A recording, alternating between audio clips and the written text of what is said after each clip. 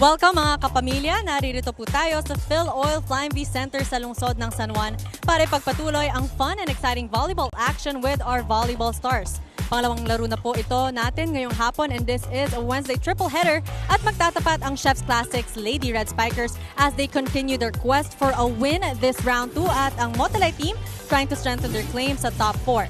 Pagkatapos naman ay maghaharap ang ating number 4 sa standings, ang Banco Perla Spikers at ang number 2 seed na Petrogas Angels. Napapanood niyo po kami live via Liga HD, live stream via iWant at sa number 1 sports website sa Pilipinas, sports.abs-cbn.com/livestream/pvl and of course, premiervolleyballleague.com.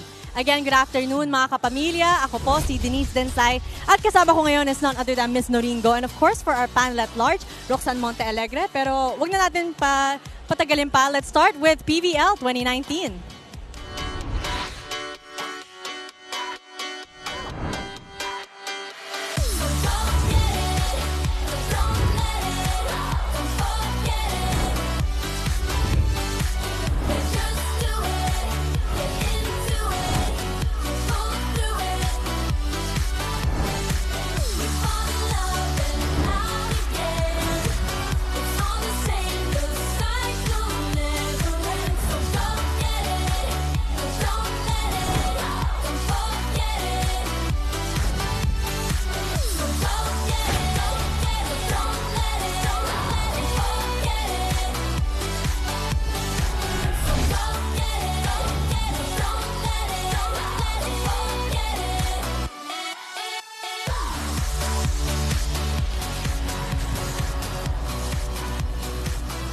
Hello mga kapamilya! Welcome to day number 20 of the Premier Volleyball League Open Conference. It is still a heartbreaking journey for Chef's Classics as they are still looking for their first win in this tournament as they were also knocked down in 3 straight sets by the Petrogas Angels last September 22. And Motolite was also on the receiving end of a 3-set sweep courtesy of Air Force last September 18. So the question now is who will be able to handle more or bounce back from a loss between the two teams. Thank you for that, Rox. Yun nga sabi ni Rox, heartbreaking. But you know what's not heartbreaking? It's having you here, Noreen, for the first time. I know, first time. So it's all girl power here this Wednesday sa ating panel. Pero how's the power of the team sa ating mga standings? Yeah, we have to mention nga na we're in the second round. We always say that. So each win will really matter because you want to have your eyes on the Final Four. And if you can look at the standings streamline, again, I always say comfortably ahead with 10-0, and here it's very tight. Petrogas 6-2, Motolite 6-3, Banco Perlas tied with Army 6-4, Air Force 4-5, Choco Mucho with that win earlier 4-6, Balipure 2-10, Chef's Classics 0-11. So it's really tight in the center. That's why each win will count because yun na nga, Final Four ang goal.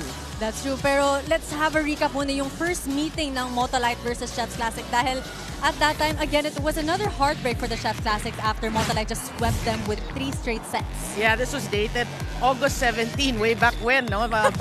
More than a month ago. But yeah, Motolite played really solid.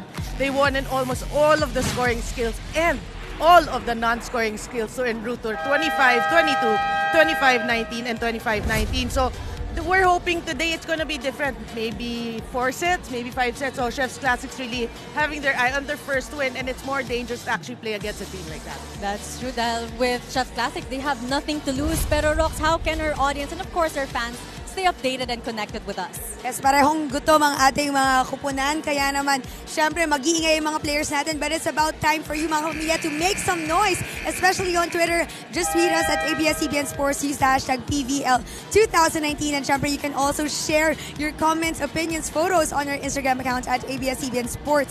And you can also visit the number 1 Philippine sports website, sports.abs-cbn.com. At alam niyo ba, Denise and Noreen, that we are about to hit 1 million already on our Facebook page, yes, the Premier Volleyball League. Come on! So it is exactly now 989,430. So keep on liking our page, sharing everything to be updated here sa Premier Volleyball League.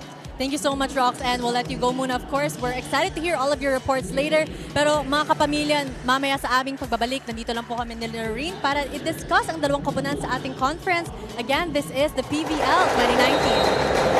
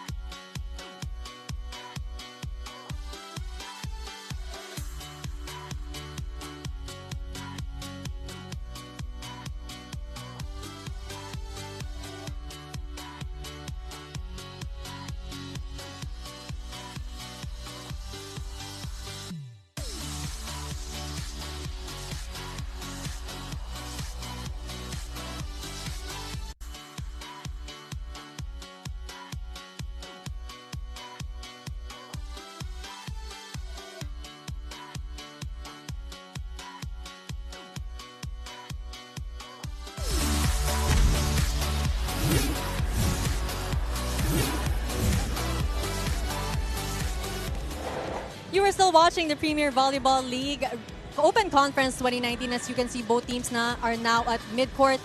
Pero before we start with the game, Nurin, pag-usapan natin yung previous game ng ating Motolite team na they were swept in 3 straight sets, which was quite surprising for a Motolite team. You said it, Denise, no? Really surprising because they had a streak of their own, talking about Motolite. But I think it was heat check for me, for the team, as they faced a pretty inspired Air Force. They went down 22-25, 23-25, and 20-25. But the positives that they can take from that, they won in the ace department, so they served pretty well still, and the non-scoring skills. So today, that's what they want to work on. Wow, so ngayon makasama natin, of course, one of the players, si Fen Amnas. Fen, welcome. I wanted to ask, it was very out of character na natalo ang Motolite in 3 straight sets kasi usually talagang lumalaban kayo until 5 sets kung kaya niyo pa. Pero ano nangyari? Saan kayo nakulang? Feel ko kasi nag-start kami ng slow, so yung energy namin is mahirap namin i-recover. So yung pati yung performance namin, hindi yung best namin. I think you played naman so far very well. Nagka-streak nga kayo of your own, no? But heat check nga when you lost to Air Force. Na-feel nyo ba na kailangan nyo ulit si Ate Myla nyo? Kailangan naman namin siya in every game talaga. Siguro doon, mas na-feel namin. Yan, parang nag-reflect din na iba pa rin pag may senior ka on court. No, just before I send you back to the practice, yun nga, sabi mo kanina nagkulang kayo sa energy. So ano yung kailangan nyo gawin para ma-prevent yung kulang sa energy ngayong game para hopefully magka-repeat ng what happened during the first round? We need to start strong talaga. Kasi dun pa lang is makukuha na namin yung momentum namin eh. Kaya parang para sa amin, yung energy, dun kami makakapag-perform namin. Makakapag-perform sa best namin. Okay, thank you so much, Fan. You can go back to practice. Good luck. Now, Nurin, another player, of course, aside from Fen, that was, just on fire was Tots Carlos despite the loss. Yeah, I mean, for me, I kept saying, if I cover Motolite, this is really a revelation for Motolite, Tots Carlos, at least Molde. But Tots Carlos really very consistent for Motolite, scored 21 points versus Air Force. Sayang lang, losing cause. Yeah. But they're still banking on her to, score these numbers and hopefully get to the Final Four and maybe to the finals. Yeah, even though she's young, I think na kahit walang Myla Pablo, she's there ready to step in agad the shoes eh. So you can see her really stepping up for our Motolite team and let's see how she will for this game. Pero sa ating pagbabalik, pupunta naman tayo sa kabilang kupunan. Again, this is the PVL 2019.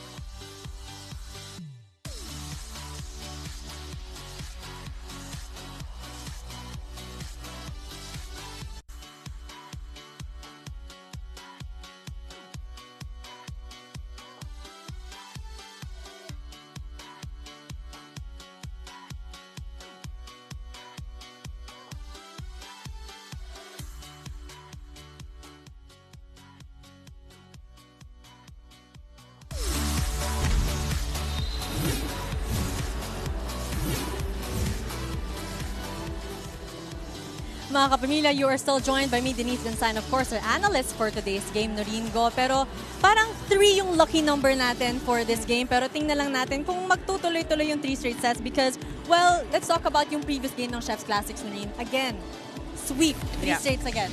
Yeah, it was fairly a quick match as this very young team played a team, Petrogas, that came from, fresh off their Taiwan tournament. Yeah. A lot of experience, no? They lost in almost all of the categories, but for me, really, there's nowhere else to go but up. You know, baby steps in today's game, look to win 1 set, maybe 2, and maybe even pull off an upset against Motolite. Yeah, and now we're being joined by one of our Chef's Classics Lady Red Spikers, Bien Juanillo. Welcome, Bien. Welcome, Yun Bien.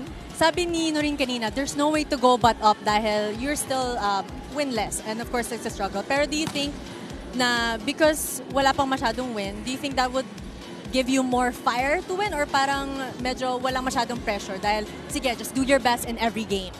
Para po sa amin, wala pong masyadong pressure. Pero siyempre, gigil po manalo.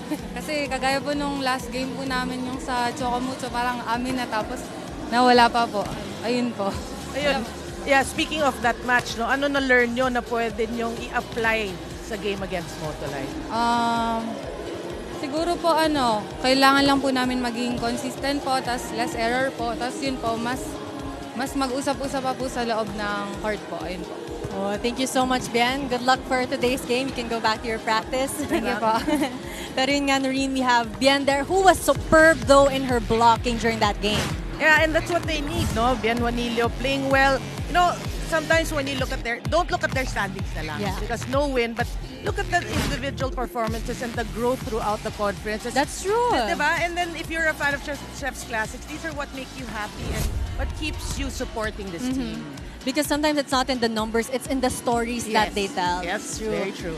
That's why, mga kapamilya, you want to stay tuned to all of our stories here at the Premier Volleyball League. Kaya don't forget, just tweet us at ABS-CBN Sports with the hashtag PVL2019. And of course, you can check out our Instagram page at ABS-CBN Sports. And for all things Premier Volleyball League, just check out the Philippines' #1 sports website. That's sports.abs-cbn.com. And of course, also keeping us company, aside from, of course, our analyst Noringo, our panel at large, Roxanne Montealegre, we have our DJ Louie, also serving us some good jams and good music this Wednesday afternoon.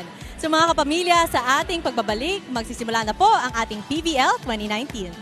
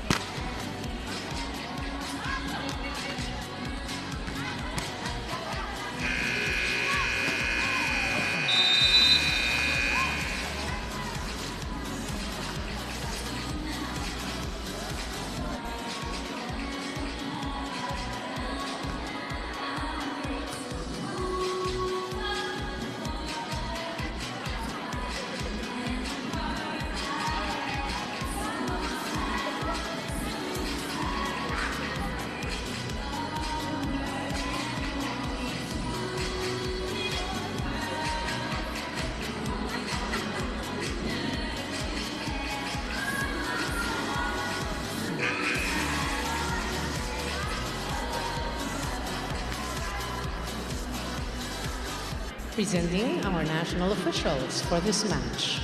First referee, Mr. Romulo Reforzado.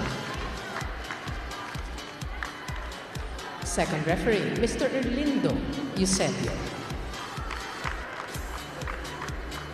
Calling on our starting lineup from the Chef's Classics, Lady Red Spikers. At number 1, Rebecca Antoinette Cuevas. At number 7, Bien Juanillo. Wearing jersey number 9, Maria Luisa Viray. Number 13, Trisha May Paras. At number 16, Maria Gisela Viray. And number 21, Iris Olivia Oliveros. Liberos are number 5, Julia Angeles, and number 18, Nialyn Manapad. Head coach, Mr. Nemesio Gavino Jr. Presenting our Motolite volleyball team.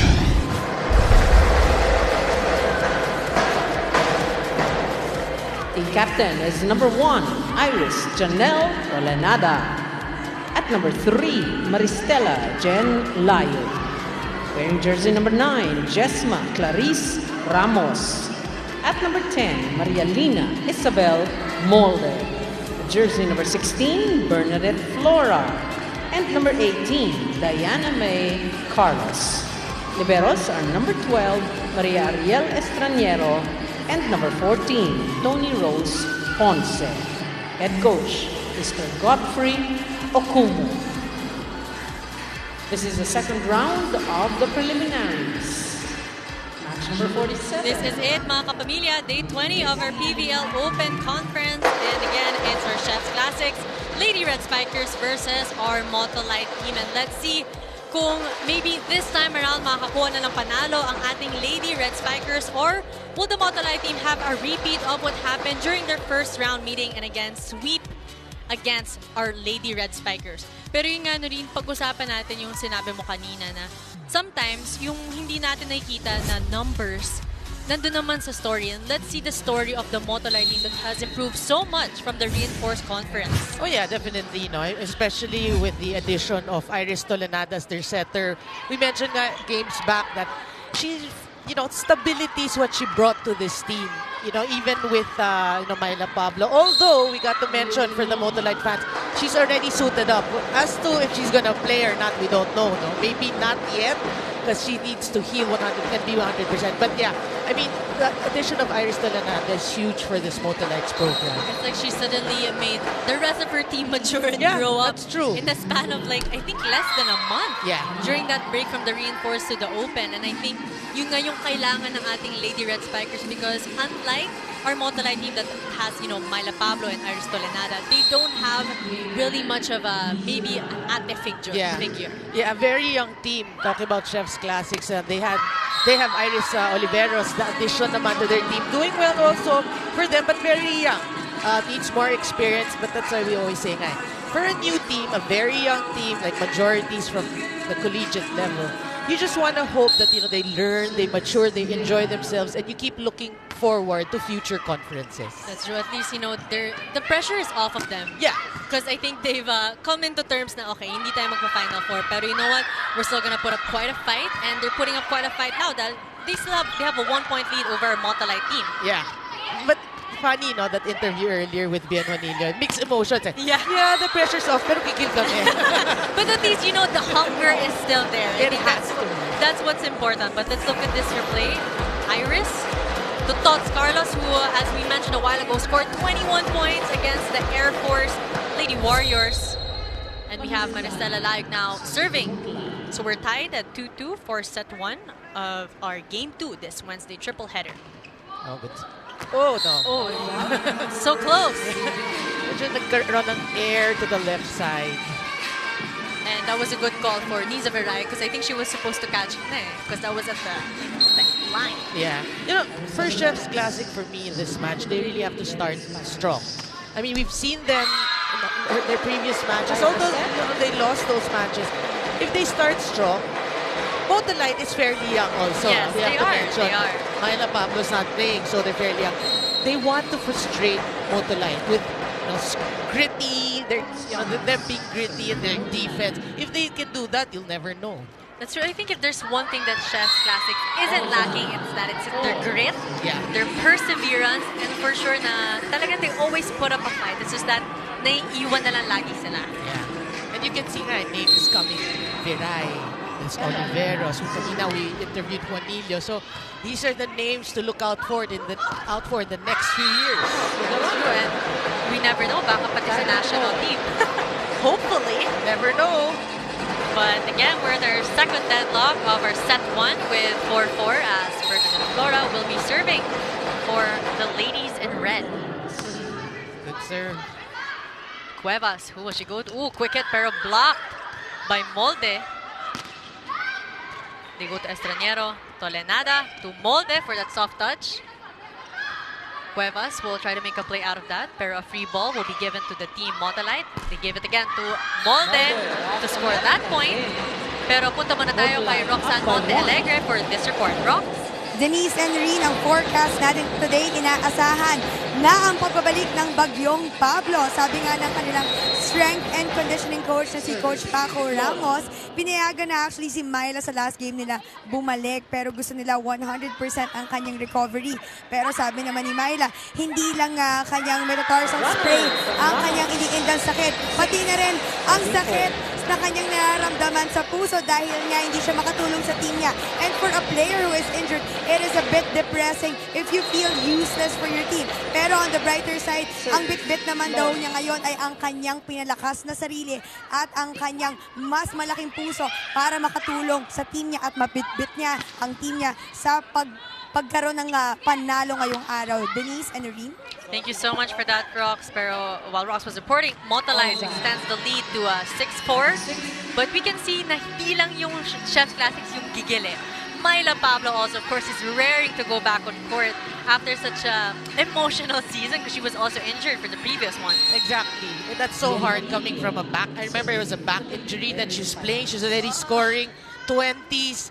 And then that injury. It's really, discouraging. But that's fact of life, Denise. You have to do the therapy, you have to heal, and then come back. I know. And, you gotta give credit talaga to her mental toughness. Coming back after every injury in every conference, that's like quite a feat in itself, aside from her 20 points or double digits. Yeah.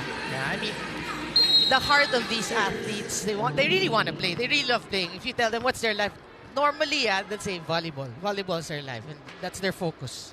That's true. That love did not come easy. A lot of sacrifices were made. We've seen all of our panel at largest report about it during our previous games. Pero nasa third deadlock na po tayo ng ating laban sa set 1, 6-6. Long rally that we're having. Iris Tolenada ibibigay kay Molde. And, that is too strong. They asked for a check ball, pero our main referee has already made a call na masyadong malakas ang tira ni Isa Molde. That's why we like to always say, if you're a spiker, don't always rely on the check ball. Get a legitimate kill. If you get a check ball, talagang okay, so be it. But your aim is always talagang elude the blockers. That doesn't happen all the time kasi yung check ball. Because of course, again, it's all in the hands of our referees. They go back again to Molde. And this time, violation and then touch by Paras will give that point para sa ating Motolite team to our fourth deadlock. 7-7. We're having a lot of long rallies here, Maria. Yeah. So far here in the first set, both teams feeling each other out. But you got to be happy for Chef's Classic. It's a strong start, 7 apiece. That's true. They're not really pulling away, and maybe this is the strong start yung pinag-uusapan natin na kailangan nila gawin. Yes. Oh. That would have been a great kill though. Pero mapupunta muna tayo sa ating first technical timeout.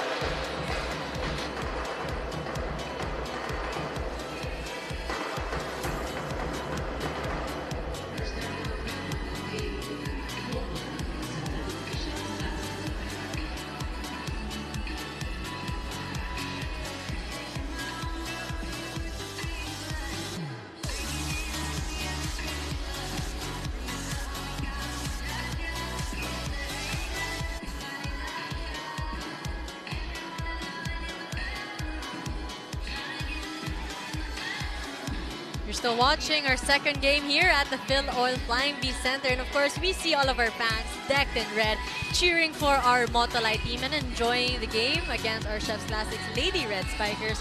So aside na lucky number natin ay 3, parang lucky color natin ngayon is red. Yeah, outfit of the day for Motolite. No, really, if they're dark, if the team's dark, they're in red. If they're in white, the fans are in white. We love that. We always mention that. Gotta love the fans, of course, those who support our Premier Volleyball League. Not just those who watch the games live, of course, dito sa Phil Oil Flying V Center. Pero lahat rin na mga nagtitweet sa atin online. Again, you can tweet us at ABS-CBN Sports with the hashtag PVL2019 and check out our Instagram page at ABS-CBN Sports. Pero yun na nga, Noreen, during the last game, you saw that Coach Gavino just used up everyone in his lineup trying to get that spark na sana hindi sila makuha in 3 straight sets by the Petrogas Angels. Yeah, that's the way to go because if you're here for experience, you might as well let your other players get playing time, get the feel. And in that process, you're actually looking for a 6 that will work. Every time you do that, you're trying to build chemistry and you see player A can play with player E, something like that. So it's a continuous learning process for the coaches as well. That's true. I think we always forget to think na parang, oh, it's not just the players who get frustrated. I'm sure also the coaches get frustrated. Yeah. I mean, you said it right because the players, at least they can play. Yeah. They can do something about it. Exactly. The coaches, they know what to say. You know, they motivate you and whatever. But they can just watch. They can only do so much and just hope that talagang it works. Pero wow, that worked this time around for Isa Molde with now score of 10 for the Motolite team. Yeah, you can see the maturity also of an Isa Molde. Earlier, you saw that hitting error.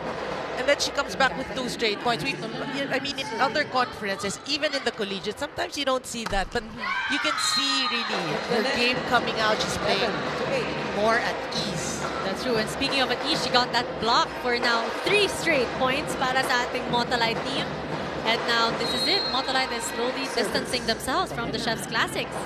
And you know, the Lady Red Spikers better get their groove back on para at least dikitan ulit. And you see Layog with a soft touch. Hindi na nabalik ng ating Lady Red Spikers. Sa kabilang koponan ang bola. Kaya timeout muna ang tatawag ni Coach Gavino.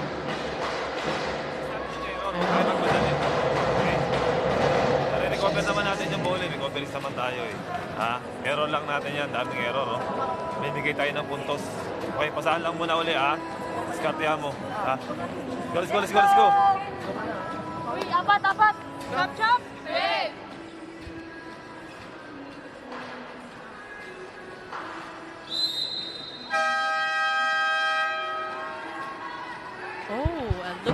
Look who we have here.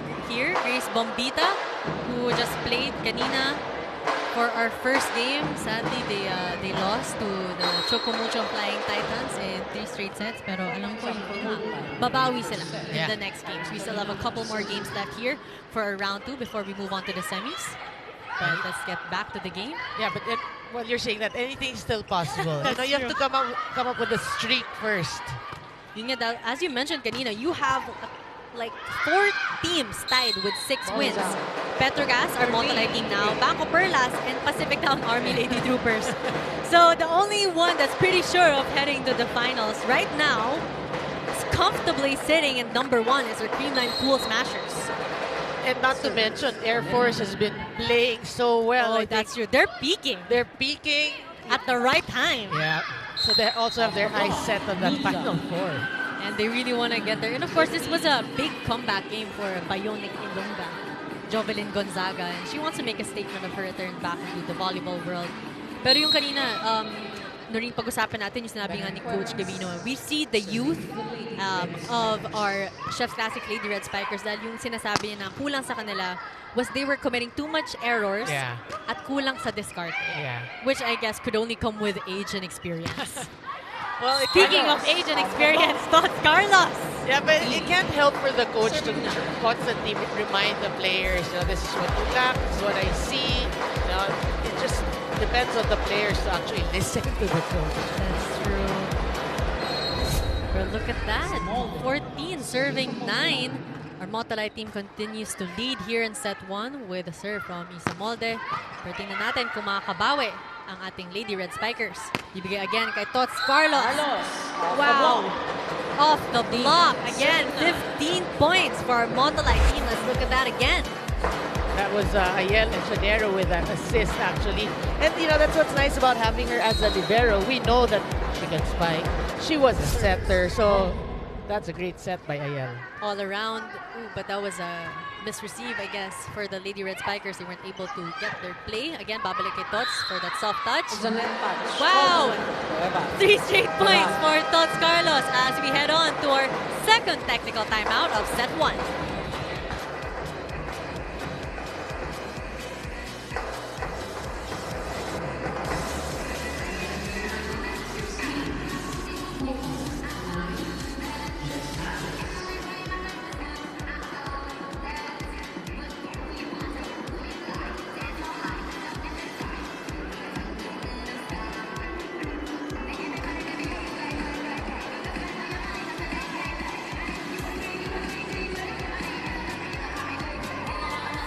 And we're back here again at the Phil Flying V Center. And it looks like our Motolite fans are very much enjoying this game dahil ang Motolite team is in the lead with 16-9 and Layug and Tots Carlos just scoring so many points for our Motolite team and contributing. And the thing is, dalawa pa lang sila. Marami pa ang Motolite team and Myla Pablo hasn't even come yet back on the court. Yeah, you like also the ball distribution, no, for Motolite, everyone getting scoring. Except actually it was Bird Flora, but we can expect her to get some more sets here. It's only set 1. Yeah. So I'm sure Iris has a lot of tricks up her sleeve. Good serve. Cuevas. Ooh, that was a good soft touch by push. Tingnan ulit natin. Yeah, that was a product really of better passing for Chef's Classics, and especially if Iris Oliveira's in front. That's what you want. Try to go to her. Oh, pero binawi. Tots Carlos with that hit, and you can see Iris just like congratulating her for it. Let's look at it again. I think it was in between the blockers. Did I see that right? That was too fast. Like over the blockers, in between, basta naging the point. You're right, because it was so fast. It was really so fast. And the thing is, that was already in slow-mo. Yeah. So 17-10. 7 points na po ang lamang ng ating Motolite. Pero wow, another also fast hit by Viray. 11-17. 11-17. Yeah, you know this conference for me, the Viray twins, I'm sure they not a lot of time already. You know, because of the way they play, that they're not recorders, but they just, you know, they play with so much heart. Exactly. You see that every game. No? That's the thing, like, that's it. They play with so much heart. You see it in every spike that they do. And the smiles on their faces, and the passion for the sport is just there. Look again, no, they're not the tallest of players, pero they make up for it. They make up for it in heart and in strength. Pero ito naman, lumalabag na ang ating Motolite team with 7 points as Tots Carlos will head to the service area to serve for our Motolite team. Serving for Motolite. Yeah, going back to her jump serve. I remember the start of the conference, I'd see you. That's her classic. Yeah, that's classic. I think that was a rare service error for Tots Carlos. Yeah, but she'd go to the floater na, and then she's back to her jump serve. Pero sayang nga, it hits the net. Mabawi yan for sure. Iris, bibigay. Let's see. Cuevas. Ooh, that was a good save. Still alive. By Carlos. And we're seeing so much great digs from our Motolite team. And nga si Flora. Cuevas again. Let's see. Tots Carlos there to the rescue. They go to Burns. Flora trying to close that. And she does. Finally, Burns Flora gets a point here at set 1. For sure, she'll get some sets here in this rotation. That's the style really of Iris Solenada. Ball distribution. And it's working so well. Burn Flora for the Motolite team. As you can see, it's now 19 serving 12. Good serve. And one thing, Denise, that I noticed in this conference, Tots Carlos, we talked about her great offense. I mean, very consistent. One thing I saw is her digging and her reception has improved also last time. Yeah, I think what we can see with... But let's go first time out for our Motolite Chef's Classics.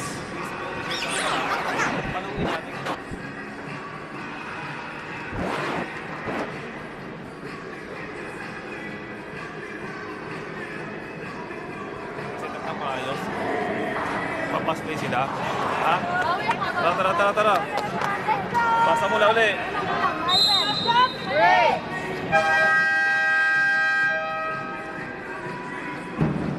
And as you mentioned, Ringa, with Tots Carlos also great on the defensive side. And I think that's the reason why Motolite is the #1 team when it comes to best digging. They have like an average of 18.52%. So it's not just the libero digging, and you have two great ones as well, Estonero and Tamponze. You have people like even Molde is a really good receiver. Speaking of Tampos, she also hasn't seen action for this game, but again, this is just set 1. Double block there by the Motolite team, pero tingnan natin, free ball ang ibibigay ng ating Lady Red Spikers. Iris! Dunking it in there, in the middle. But let's see who she'll give the ball to, of course, to Molde, pero block. Molde, By Paras and Cuevas. Paras. Great participation at the net. Serving 20. They probably know that that was, you know, Molde's sweet spot because she's been getting her attacks from there a while ago. That's true. Her comfort zone really is cross-court. Yeah, That's where she loves to go. And it's effective. Yeah. But gotta be able to turn up the game here and of course be able to surprise our Lady Red Spikers. Pero yun, Molde again with a cross-court hit. Ito naman si Paras. Bibigay ulit kay Molde. Cuevas to Viray. Oh, good dig. Again, good dig there by Tots Carlos. Molde, break. Molde down the line. 21-13. 21-13. What about really the effort of Tots Carlos with that? She's all over the court, just making sure the ball stays alive and they get that point. The UP connection. Tots said na isa. Jessa Ramos serving for our Motolite team. That's 21, serving 13. Service error. I think it's important to note that Substitution. actually the Motolite team is good when it comes to their service aces. That's usually what they capitalize on.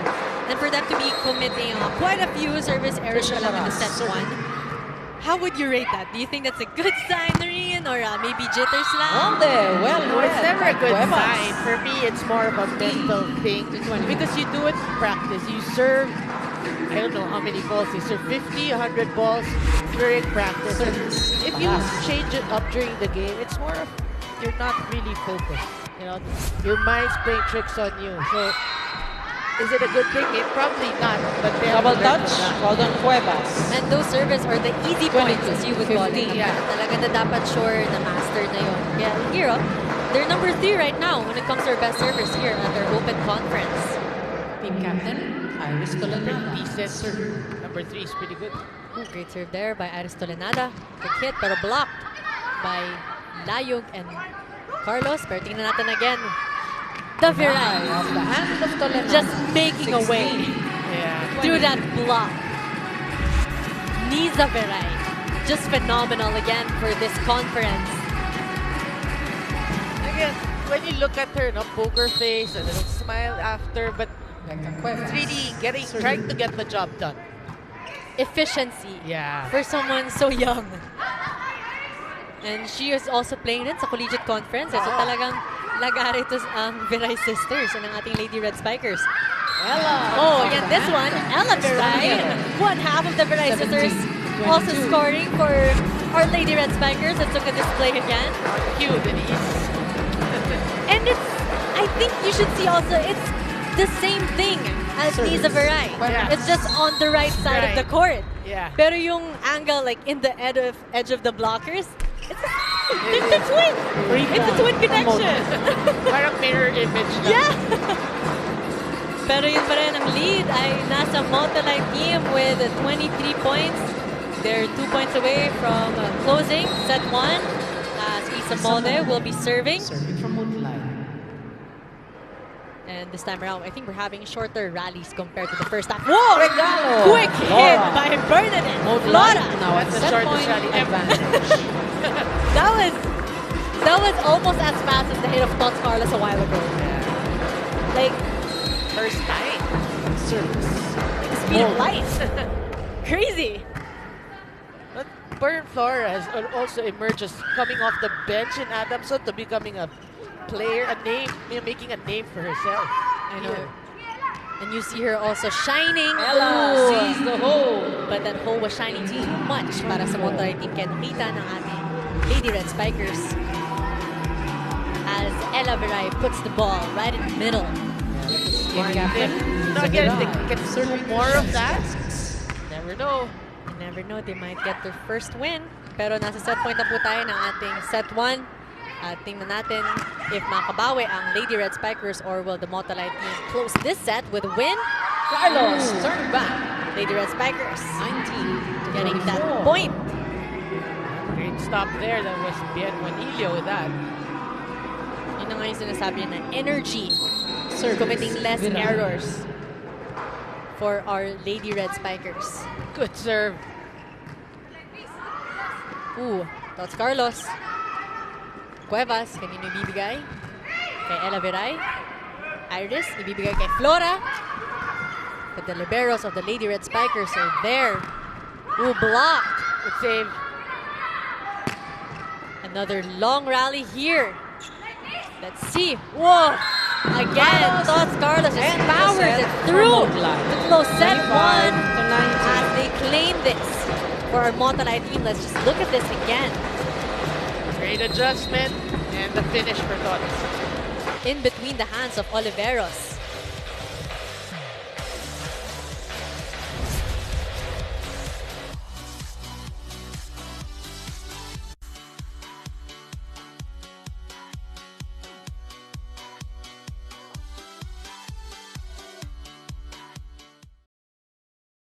Hello to our Kapamilya sports fans worldwide. This is Eliza Valdez. Thank you for watching the set 1 of today's PVL game. Para mapanood ng live ang mga susunod na exciting PVL sets, just go to iWant.ph or sports.abs-CBN.com.